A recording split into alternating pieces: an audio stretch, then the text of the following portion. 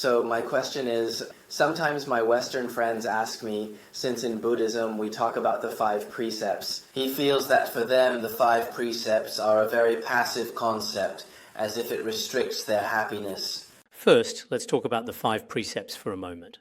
Actually, the 5 precepts are not a form of restriction. They were set 2,500 years ago.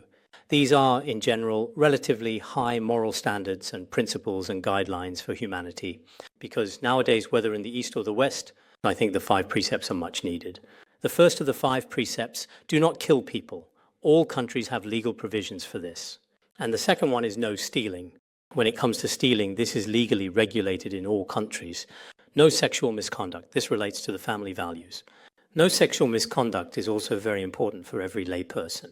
Otherwise, family relationships may not be quite normal. And then refraining from false speech. False speech is what we now call lying or being a fraud. You must not deceive others. At the same time, if we drink a rather large amount of alcohol, it is very harmful to our mental and physical health. It poses a serious obstacle to getting things done. So, although the 5 precepts are not stated for ordinary people, generally speaking, people who are of high moral standards, in most cases, need to hold these 5 precepts. If you haven't observed even one of the 5 precepts, it may cause trouble for both oneself and others. I don't think that's the case, that this causes any harm to any country, whether in the East or the West. And through this, our level of understanding, as well as the way we behave, are increasingly guided by a noble line. It's just like how your school has its own rules, a country has its own laws, and an ethnic group has its own norms.